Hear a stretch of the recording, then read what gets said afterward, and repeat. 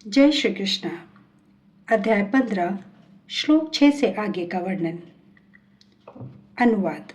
वह मेरा परम धाम न तो सूर्य या चंद्र के प्रकाश द्वारा होता है और न अग्नि या बिजली से। जो लोग वहां पहुंच जाते हैं वे इस भौतिक जगत में फिर से लौटकर नहीं आते।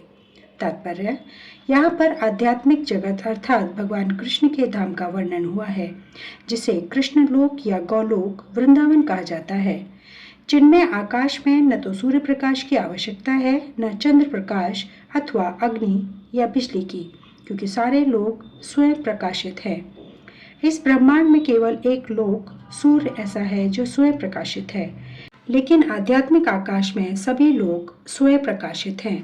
उन समस्त लोकों के, जिन्हें वैकुंठ कहा जाता है, चमचमाते तेज से चमकीला आकाश बनता है, जिसे ब्रह्म ज्योति कहते हैं। वस्तुतः यह तेज कृष्णलोक, गौलोक, वृंदावन से निकलता है। इस तेज का एक अंश महत् तत्व अर्थात भौतिक जगत से आच्छादित रहता है। इसके अतिरिक्त ज्योतिर्मय आकाश का अधिकांश भाग तो आध्यात्मिक लोकों से पूर्ण है, जिन्हें वैकुंठ कहा जाता है और जिनमें से गोलोक वृंदावन प्रमुख है। जब तक जीव इस अंधकार में जगत में रहता है तब तक वह बद्ध अवस्था में होता है, लेकिन ज्यों ही वह इस भौतिक जगत रूपी मिथ्या विकृत वृक्ष को काटकर आध्यात्मिक आकाश में पहुंचता है, त्यों ही वह मुक्त हो जाता है। तब वह यहाँ वापस नहीं आता। इस बद्ध जीवन में जीव अपने को भौतिक जगत का स्वामी मानता है, लेकिन अपनी मुक्त अवस्था में वह आध्यात्मिक राज्य में प्रवेश करता है और परमेश्वर का पार्षद बन जाता है। वहां पर वह सच्चिदानंदमय जीवन बिताता है। इस सूचना से मनुष्य को मुक्त हो जाना चाहिए। उसे उस शाश्वत जगत में ले जाने की इच्छा करनी चाहिए और सच्चाई के इस मिथ्या प्रतिबिंब से अपने आप को विलग कर लेना चाहिए। जो संसार से अत्यधिक आसक्त है, उसके लिए इस आसक्ति का छेदन करना दुष्कर होता है, लेकिन यदि वह कृष्ण भावनामृत को ग्रहण कर ले तो उसके क्रमशः छूट जाने की संभावना है। उसे ऐसे भक्तों की संगति करनी चाहिए जो कृष्ण भावना भावित होते हैं। उसे ऐसा समाज खोजना चाहिए जो कृष्ण भावनामृत के प्रति समर्पित हों और उसे भक्ति करनी सीखनी चाहिए। इस प्रकार वह संसार के प्रति अपनी आसक्ति विच्छेद कर सकता है। यदि कोई चाहे कि केसरिया वस्त्र पहनने से भौतिक जगत के आकर्षण से विच्छेद हो जाएगा, तो ऐसा संभव नहीं है। उसे भगवत भक्ति के प्रति आसक्त होना पड़ेगा।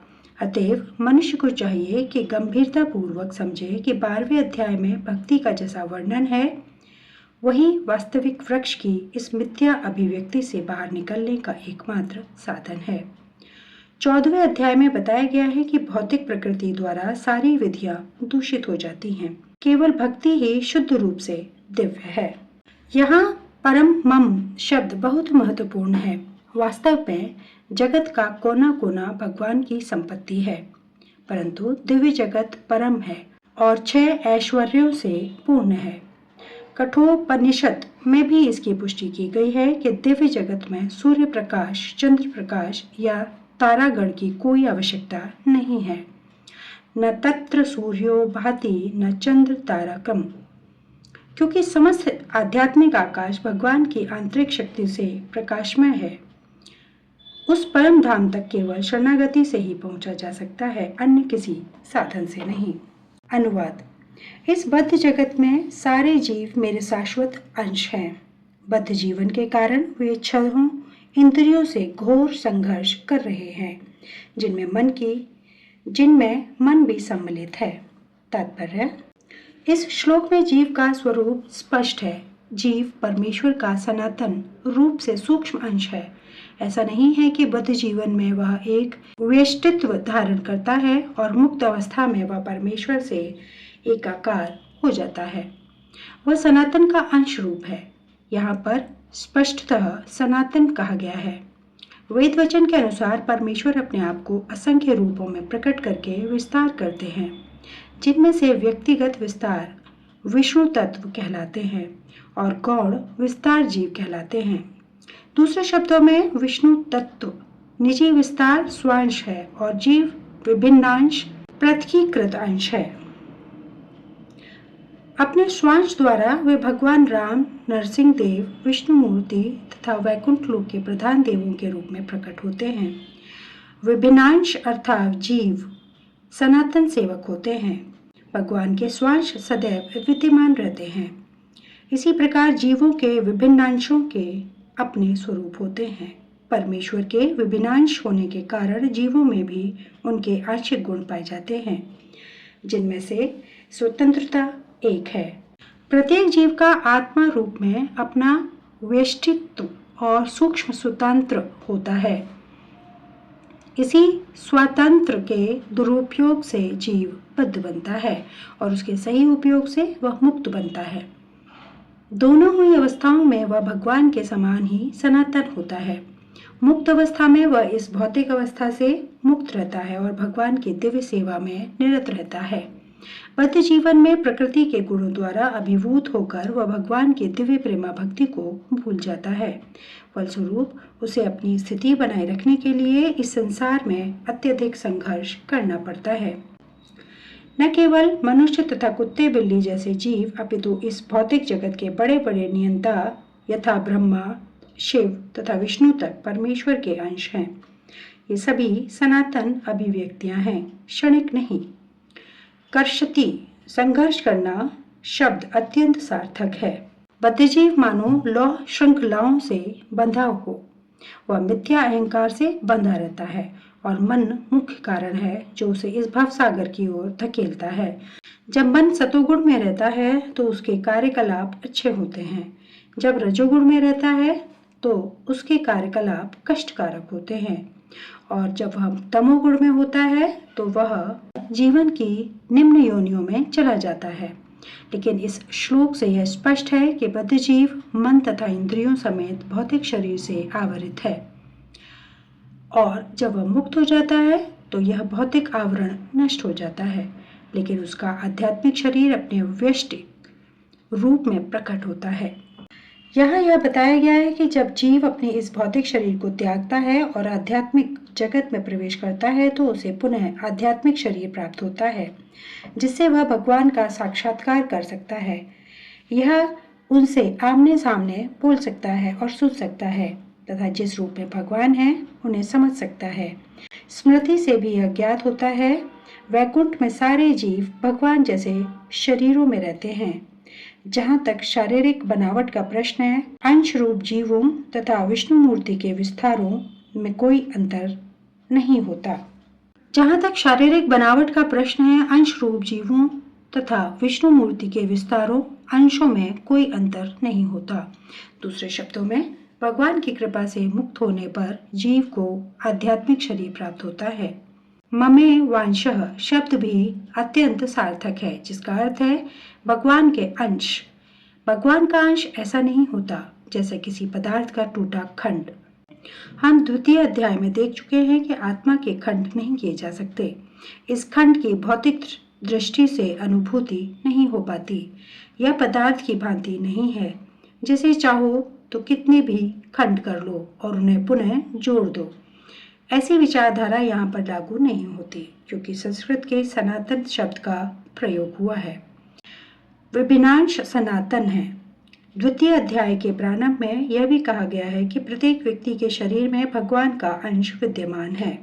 वह अंश जब शारीरिक बंधन से मुक्त हो जाता है तो आध्यात्मिक आकाश में वैकुंठ लोक में अपना आदि आध्यात्मिक शरीर प्राप्त कर लेता है, जिससे वह भगवान की संगति का लाभ उठाता है। किंतु ऐसा समझा जाता है कि जीव भगवान का अंश होने के कारण गुणात्मक दृष्टि से भगवान के ही समान है, जिस प्रकार स्वर्ण के अंश भी स्वर्ण होते हैं। श्लोक 8 अनुवाद। इस संसार में जीव अपनी देहात्म बुद्धि को एक शरीर से दूसरे में उसी तरह ले जाता है जिस तरह वह वायु सुगंधि को ले जाता है। इस प्रकार वह एक शरीर धारण करता है और फिर उसे त्याग कर दूसरा शरीर धारण करता है। तात्पर्य, यहाँ पर जीव को ईश्वर अर्थात अपने शरीर का नियामक कहा गया है।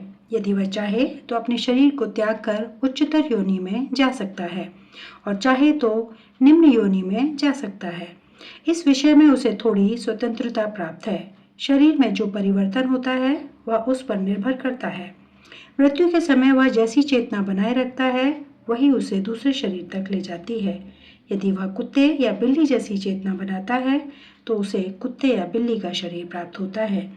यदि वह अपनी चेतना दैवी गुणों में स्थित करता है तो उसे देवता का स्वरूप प्राप्त होता है, और यदि वह कृष्ण भावनामृत में होता है तो वह आध्यात्मिक जगत में कृष्ण लोक को जाता है, जहाँ उसका सानिध्य कृष्ण से होता है।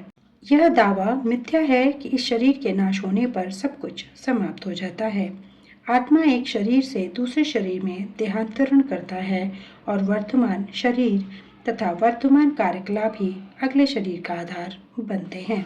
कर्म के अनुसार भिन्न शरीर प्राप्त होता है और समय आने पर यह शरीर त्यागना होता है। यहाँ यह कहा गया है कि सूक्ष्म शरीर जो अगले शरीर का बीज वहन करता है, अगले शरीर में दूसरा शरीर निर्माण करता है। एक शरीर से दूसरे शरीर में देहांतरण की प्रक्रिया तथा शरीर में रहते हुए संघर्ष करने की कर्षति अर्थात जीवन संघर्ष कहते हैं। श्लोक 9 अनुवाद।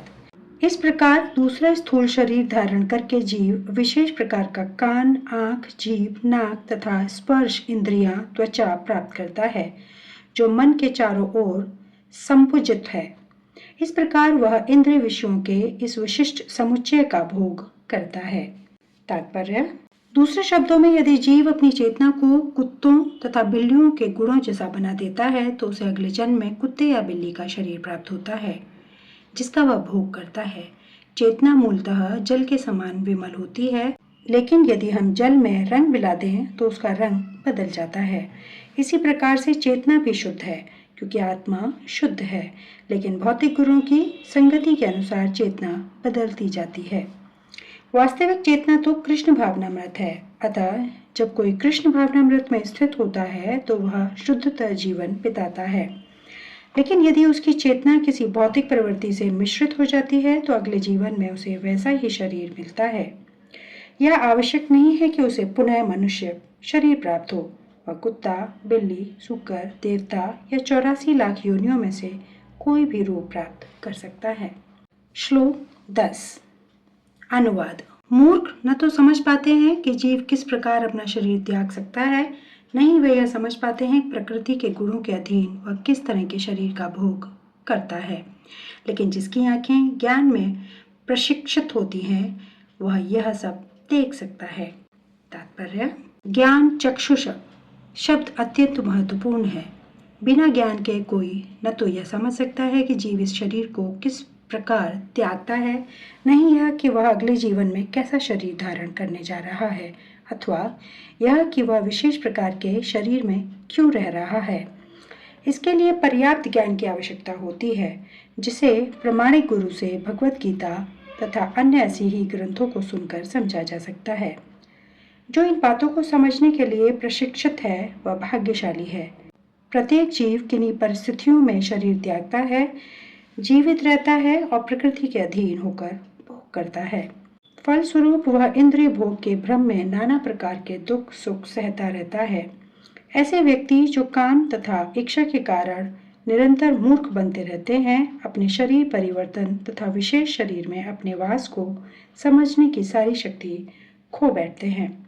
वे इसे नहीं समझ सकते, किंतु जिन्हें आध्यात्मिक ज्ञान हो चुका है वे देखते हैं कि आत्मा शरीर से भिन्न है और यह अपना शरीर बदलकर विभिन्न प्रकार से भोगता रहता है। ऐसे ज्ञान से युक्त व्यक्ति समझ सकता है कि इस संसार में बद्ध जीव किस प्रकार कष्ट भोग रहे हैं। अतएव जो लोग कृष्ण भावनामृत में अत्यधिक आगे बढ़े हुए हैं वे इस ज्ञान को सामान्य लोगों तक पहुंचाने में प्रयत्नशील रहते हैं, क्योंकि उनका बद्ध जीवन अत्यंत कष्टप्रद रहता है। उन्हें इसमें से निकलकर कृष्ण भावना भावित होकर आध्यात्मिक लोक में जाने के लिए अपने को मुक्त करना चाहिए। श्लोक 11 से आगे का वर्णन अगले वीडियो में। धन्यवाद। जय श्री कृष्ण।